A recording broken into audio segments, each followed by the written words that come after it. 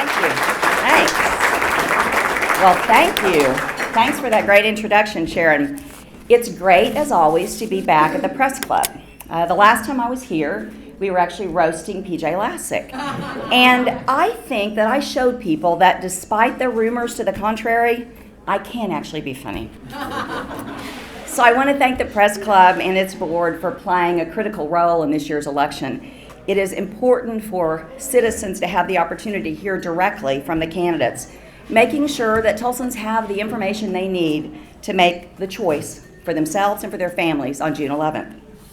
And I want to thank everyone for spending their time and being here, including my biggest supporter, my husband, Bill Lobeck. So this is a pivotal election for Tulsa's future. And when I called Mayor Bartlett before I formally announced to let him know I was running, he asked me why I was running. Many of you may have that same question. And I told him very simply that I believe that he and I had different leadership styles and different priorities for Tulsa's future. And I do believe that that is at the heart of this election and the decision that Tulsans will make on Election Day. Now, you've heard me talk about proven leadership, and you've heard Mayor Bartlett talk about continued leadership. But I have to say, I don't think there could be any clearer example of the difference of priorities of leadership than we saw in the budget that was proposed last week. During Mayor Bartlett's term, he has increased government spending dramatically without any gains I can see in city services, and he's borrowing from Tulsa's future instead of making tough decisions for today. And we have made no steps to make our city safer. So you tell me, will Tulsans' lives improve with continued leadership? Will our communities be safer with continued leadership? Will our children and our grandchildren inherit a city that we're proud of with continued leadership? 7 years ago, I ran for mayor because I wanted to save jobs that were vital to our city's economic future. I was serving at the time as Secretary of Commerce, and I learned that American Airlines was thinking of pulling out 5,000 plus jobs from our city. I knew this would be a critical blow to the aerospace industry and harmful to many families in our community. So I ran for mayor. And as I led the city through an economic development plan that kept those jobs here, we saved those jobs as a team with strong leadership and strong community. We pulled together and we got results. After I was elected mayor, there were plenty of more challenges to solve. Our city had a BOK center that was at the time an over-budget hole in the ground. We had chronic issues with crumbling streets, and we had a crime problem that led to horrific homicides during my first 60 days on the job. So what did we do? We as Tulsans came together. We faced the problem of the budget at the BOK Center, and I didn't waste a moment blaming my predecessor. Every mayor faces unexpected challenges. We solve them. That's what citizens elect mayors to do.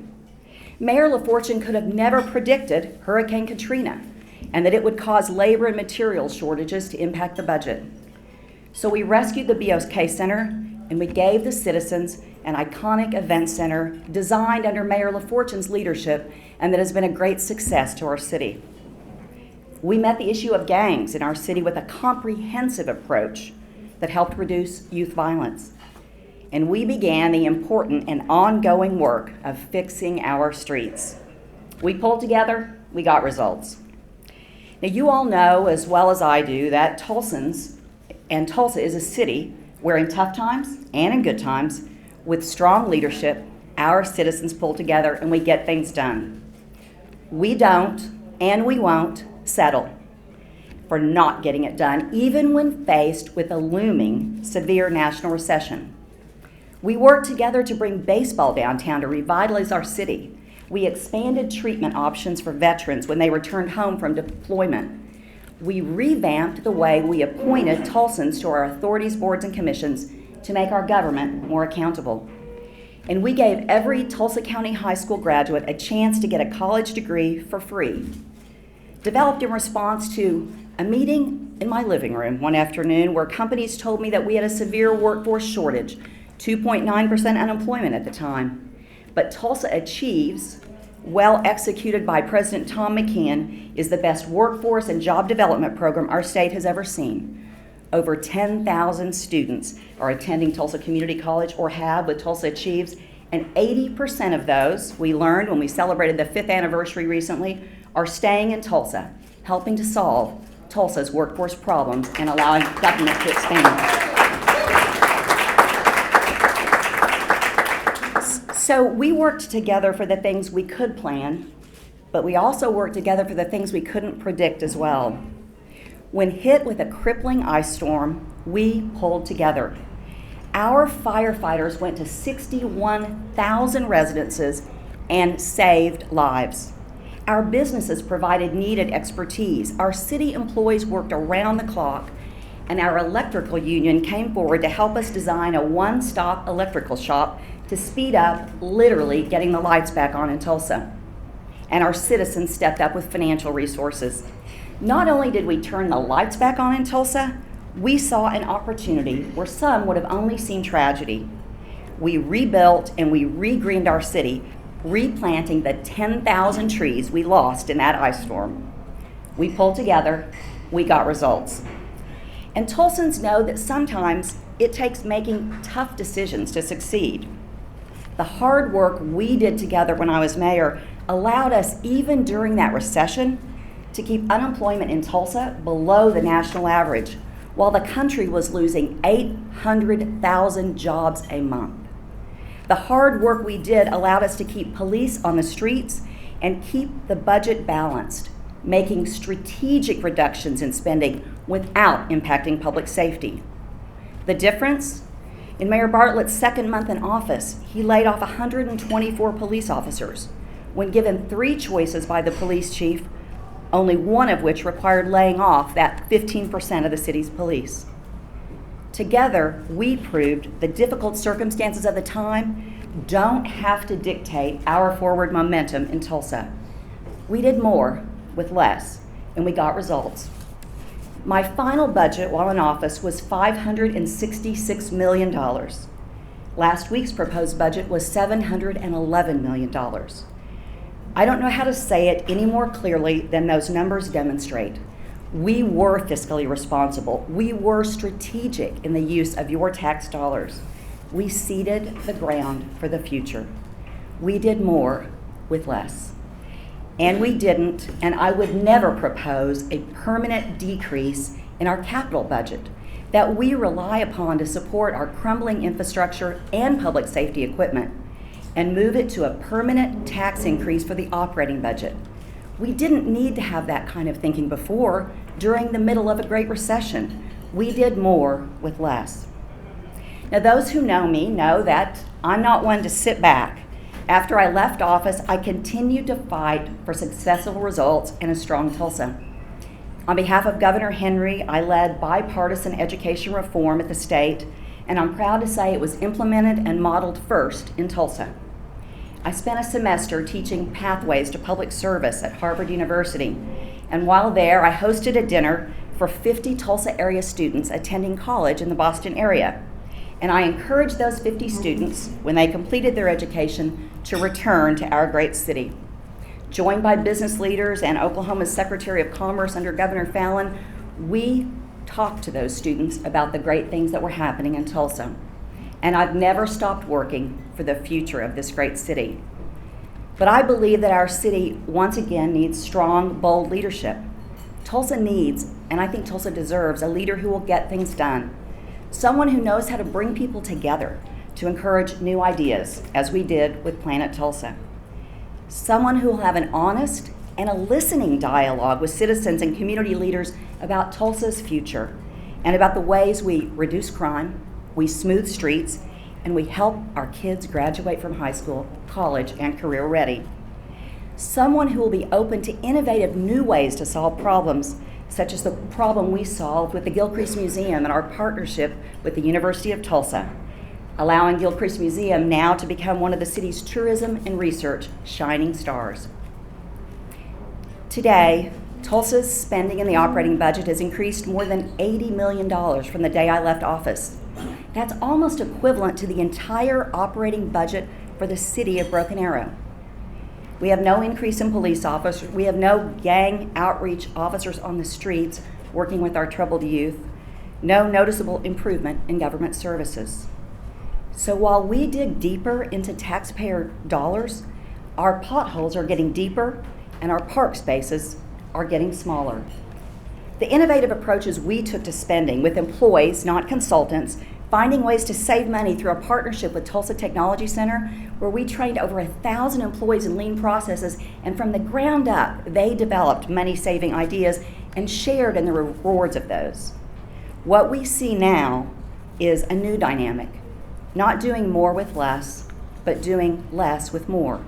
And it's not about personalities, it's about leadership priorities. And Tulsans should vote on more than just pocketbook issues. They should look for a leader with a vision to take their government and their city forward.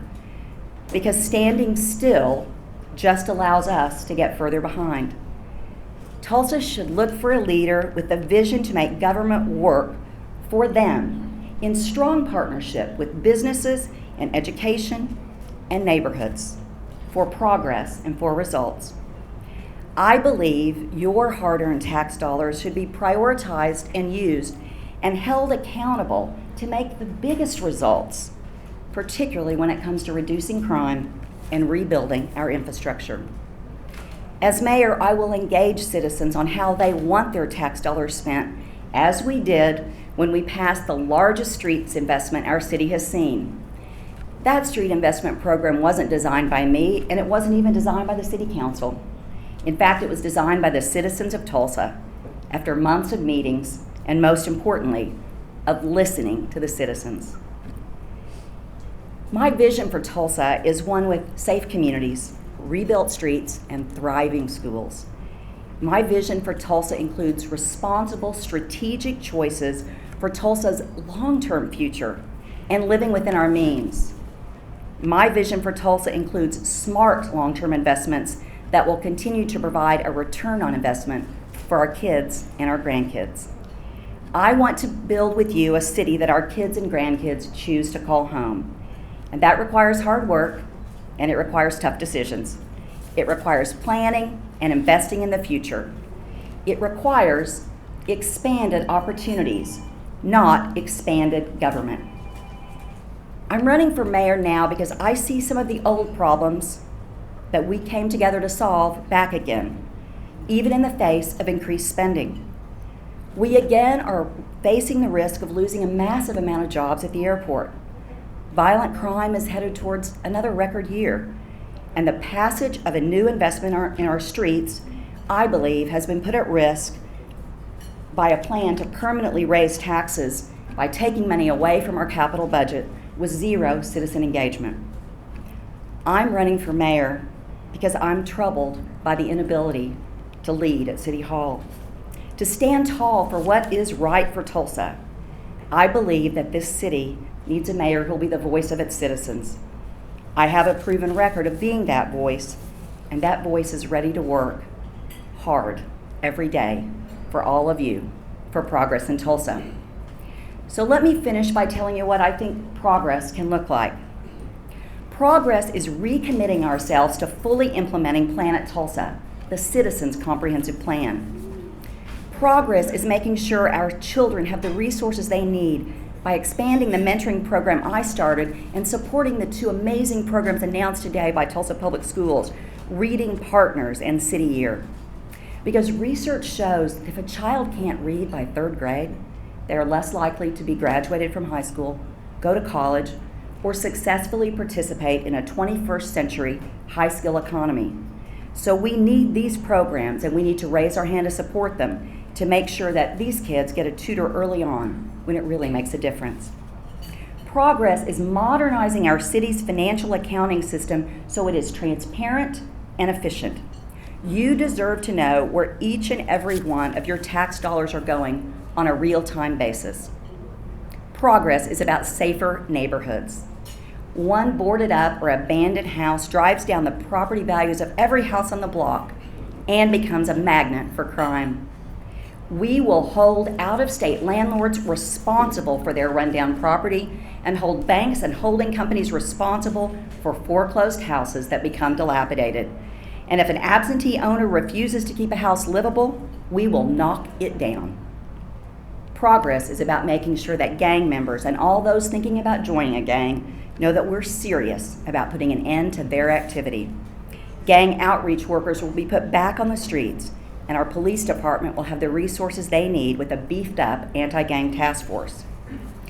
And progress is making sure that while police have what they need to fight crime, our citizens have the ability to get on the right track before they get in trouble by working to expand funding for mental health and substance abuse clinics and alternative sentencing for nonviolent offenders, which has worked so well with our veteran population, so that our citizens get the treatment they need and deserve and our jails are not overflowing.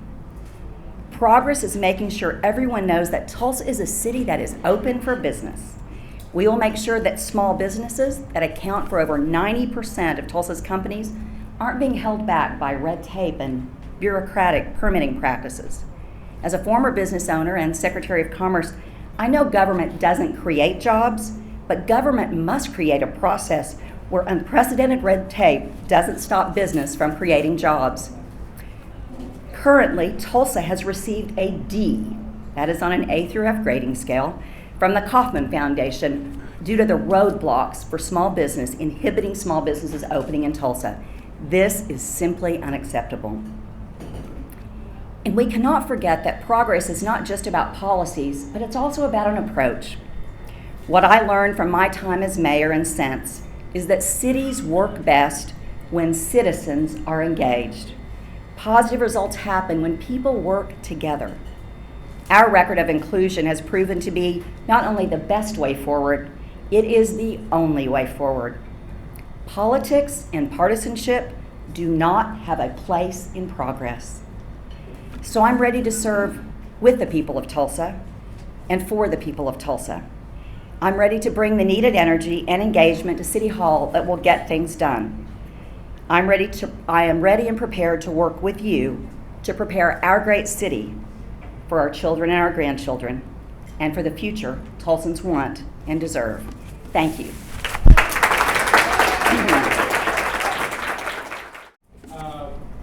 How do you feel about oversight of the police department of Tulsa concerning the recent investigations? In fact, statistically, they rate quite high on a national scale as far as misconduct. Would you endorse a Citizens Oversight Committee, possibly one with subpoena power? I will tell you that I think that's the mayor's responsibility, and we put together a committee, the Mayor's Police and Community Committee, with people from very diverse parts of the community to help work with police officers to develop that relationship of trust. But I believe in a strong mayor form of government, which is what the city of Tulsa has, that it is the mayor's responsibility to have that oversight. But my question is, would you endorse an oversight committee with subpoena power? No. Okay. Yes. Mayor, our city attorney's office has taken a very narrow view of the public's right to know. They even refused to say why citizens shouldn't have access to police dash cam videos, to 911 tapes now. They're saying it shouldn't be open. How would you restore transparency to City Hall? So the question is restoring transparency to City Hall. So as you may know, I actually fought for cameras in the cars and for police officers for the very reason of developing trust between the community and the police department. I intended for those to be accessible to everyone, because otherwise people operate on rumors and suppositions and they become urban legends. And so I think it is vitally important. You know, I've been watching cities like, in fact, I had a conference call with an IT director for the city of Chicago, where they have done amazing things with giving immediate access to information about what's going on at the city. I think you increase citizen engagement if you increase transparency, and I think there are easy ways to do it that are inexpensive, and it's a priority for me.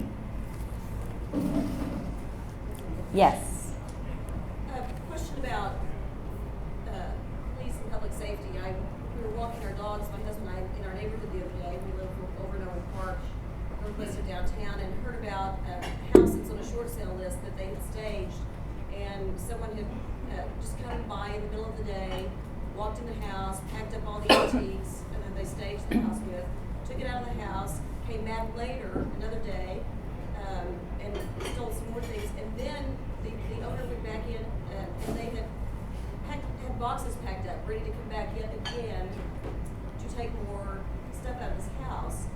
And there have also been a few, within the last 6 months, break-ins of cars and things like that. So my question is, I don't see really an increased police presence, and I don't know why. I don't know if it's because there's not enough police on the streets now, or what's happening, but how would you... I think it's a three-pronged approach. In 2008, we did a study, a group called MGT did a study for us to analyze the number of police that we needed in the community. That's a 5-year-old study. It should be updated based upon what's currently happening in Tulsa and based upon the way officers are currently deployed in a different system under Chief Jordan than it was under Chief Palmer. So that's the first thing. We need to know factually how many officers we need, and we need to work towards that. Secondly, I believe it's about appropriate deployment of our public safety resources based upon data. From New York City to Los Angeles, data-driven 21st century crime-fighting technology techniques have allowed them to dramatically reduce crime. Same thing has happened in Cincinnati, where they reduced violent crime and theft from auto almost by 50% simply by looking at ways to prevent the crime as opposed to filling out the reports. The third thing is, I think the Crime Prevention Commission, I don't have the new name yet, Carol Bush's group, the Crime Prevention Commission, we have looked at other cities that have really amped up that Crime Prevention Commission. It makes a difference because it helps develop strong neighborhood associations. And those two pieces together, ensuring that we provide the resources to help neighbors develop a neighborhood association, watch out for each other, and then be educated about the ways to prevent crime. That's the three-pronged approach I would propose. Yes? I have kind of a fun question. Uh-oh. What do you miss most about the mayor's office? What are you looking forward to? That's a great question. Well, you know what? I really I miss the interaction with citizens and seeing the ability to make an impact in people's lives. One story that I'm sure many of you have heard, but it really is the reason that always stays in my mind during days that are difficult of why you can make such an impact as mayor. I spent a lot of time eating at the convention center. And my grandmother was a cook in a grade school cafeteria, and I often went to work with her, and I felt like people thought she was invisible a lot of times. And she did have the lunch lady hairnet on, so that could have been part of it. But I always try to leave through the kitchen to say thank you to the people who have cooked the food. And I kind of got acquainted with some of the people at the convention center, and one woman in particular, I was at an event, and she was making a beeline for me. And when you're mayor and someone makes a beeline for you, there's only one of two outcomes. And so she said, "May I speak with you?" And I said, "Of course." And she said that her son was in a program that we did with workforce dollars. It was for the highest poverty kids in our community, and it was kind of a job skills program, job shadowing, and then on Fridays we took them to have college campus visits. And she said, "My son, finished that program." And I said, "Oh, that's great." And she goes, "No, you don't understand." She said, "I've been in and out of prison all my life." She said, "I've made bad choices, I've been on drugs, and I've told my kids they have to do for themselves." And she said, "My son was in that program because I told him he had to do for himself, but my baby starts college next month." That says it all.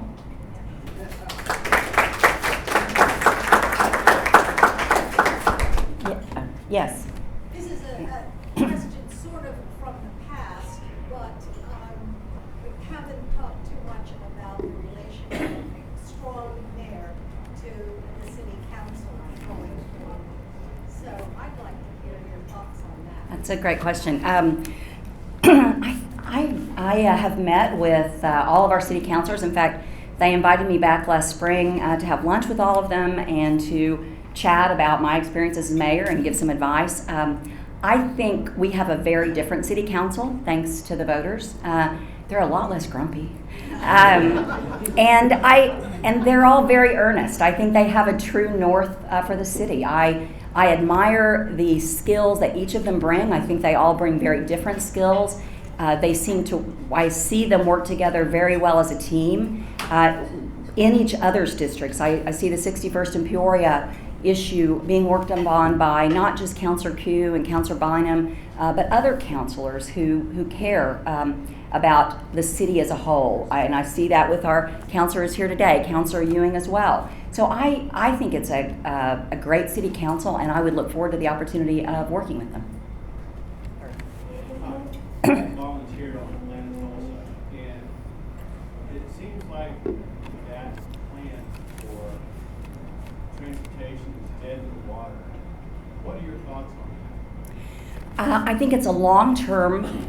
I think it's a long-term solution. You're talking about transit. Yes. Yeah, I think it's a long-term solution, but I can tell you it's something we've got to work on. I'll give you an example of what a mayor in another city did. I don't know if you remember. In Minneapolis, St. Paul, they had a tragic loss of a bridge. And Mayor Ryback, who is a friend of mine, was the mayor, and he said they brought in the plans to rebuild the bridge, and it didn't accommodate transit. And he knew he wasn't going to have transit in his city in the next 10 years, but he knew if he built a bridge that didn't accommodate it, he'd never have transit in his city. And he said, much as we need this bridge for commerce, I'm not going to sign off on building that until you give me one that will accommodate transit. I think we have to include it in our planning. I talk to senior citizens, and I talk to young people, and I talk to a group of small business owners this week as well, and all of them say, we want alternatives to our cars. We want sidewalks, we want transit, and we want to be able to ride our bike with our kids. So it is something that needs to be integrated into the public works planning process for the city of Tulsa. Is there an overnight solution? No. But if we're not planning for it now, we will never have it. Okay? Thank you very much.